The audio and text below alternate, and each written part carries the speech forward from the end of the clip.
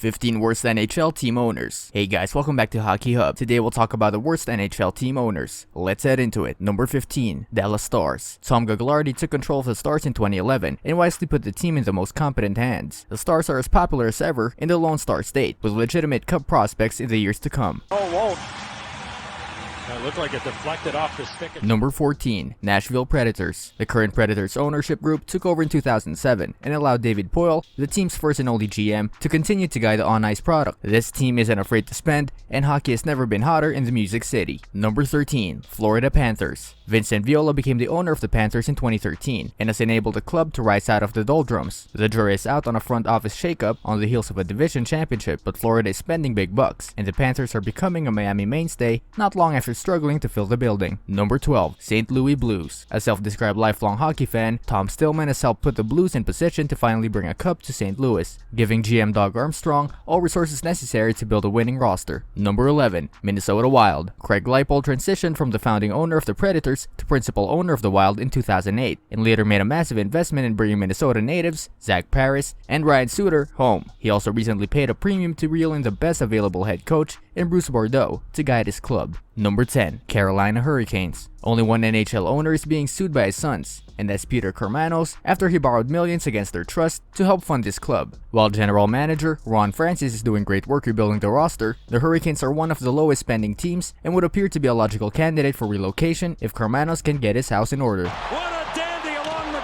Number 9, Arizona Coyotes. A great measure of faith has been placed in 27-year-old John Chayka to build a winning roster, but despite all assurances from the Ice Arizona ownership group, this is a low-budget team in search for a new arena, and relocation talk has dogged the Coyotes for years. Number 8, Ottawa Senators. Eugene Millink essentially lifted the Senators out of bankruptcy, but the club has become notorious for its internal salary cap. The budgetary concerns mean Millink is more hands-on than his colleagues, and his apparent meddling is leaving a bitter taste in the collective mouth of the fan base. Number 7, Edmonton Oilers. Daryl Katz will likely sign off one of the biggest contracts in the league when Connor McDavid is eligible to sign an extension next summer, which will hopefully make it easier to attract talent to Edmonton. The propensity to keep former players in key front office roles has proven to be a detriment. However, and his veiled threats to move the team to Seattle prior to getting approval to build a new arena opening this season remain a huge black mark on his record. Every mom loves that. Wow.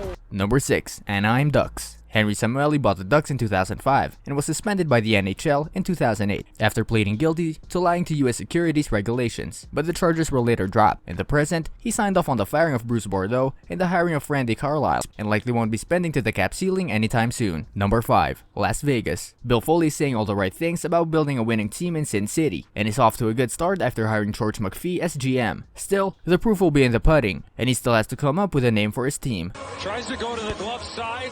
That one. Number 4, Columbus Blue Jackets. John P. McConnell took over after his father and team founder passed away in 2008. The Blue Jackets are one of the least successful teams, and while the payroll is high, there are several bad contracts on his books, which doesn't speak well of the hockey operations staff entrusted with ownership's money.